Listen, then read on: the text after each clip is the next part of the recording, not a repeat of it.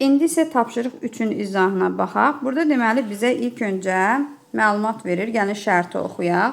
Şərtdə deyir ki, tapşırıq 3-də dünya xəritəsində 20-ci qərb uzunluğu və 40 şərq uzunluğu arasında 40 dərəcəli paralel üzrə məsafə 20 sm olarsa, xəritənin bu hissəsi üçün xüsusi miqyası tapın. Gəlin ilk öncə bu məntəqələrin yerləşdiyi koordinatlara fikir verək. Görək bunlar hansı koordinatlardır? Mən bunu qeyd eləmişəm burada. Gördüyünüz kimi biri 20 qərb uzunluğu, biri də 40 şərq uzunluğudur. Hər iki məntəqədə 40 şimalinin üzərindədir. İlk öncə görək bunların arasındakı dərəcə fərqi nə qədərdir? Bir qayda olaraq yadımızda saxlamalıyıq ki, yadda saxlamalıyıq ki, əgər məntəqələr eyni yarım kürədədirsə, bunların arasındakı dərəcə fərqini tapmaq üçün çıxırıq.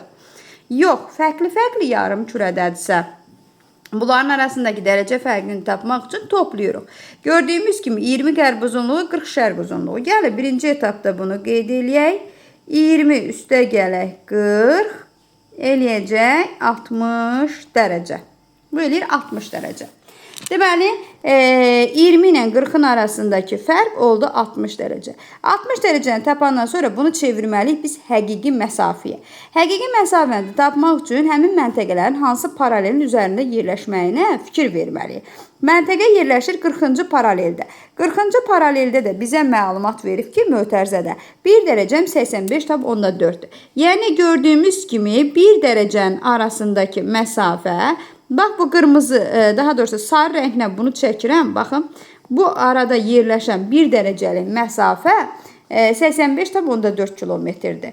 20 ilə 40-ın arasında 60 dərəcə var. İkinci etapda gəlin bunu da yazaq. Tənasüb quraq. 1 dərəcəm 85,4 kilometrdirsə, bəs onda 60 dərəcəm nə qədər olacaq? X də bərabərdir. 60-ı vururam 85,4-ə. Kalkulyatorda hesablayaq biz bunu tez. Siz ən yaxşı özünüz hesablamağınızdır. Mən burada bunu kalkulyatorla hesablayıram. 60 vurulsun 85,4.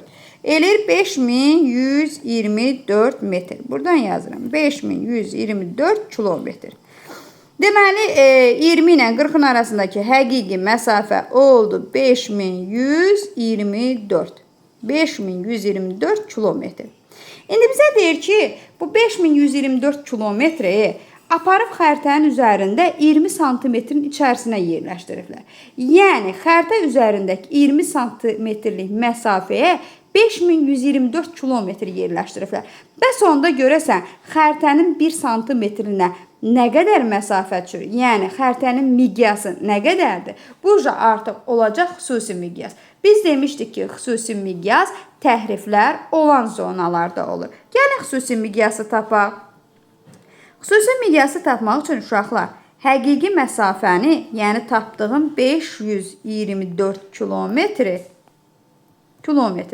bölməliyəm xəritədəki məsafəyə, yəni 20 santimetrə. Bunu da bölüb tapsaq, gəlin bunu da eləyək. Eləyəcək 256,2. 256,2.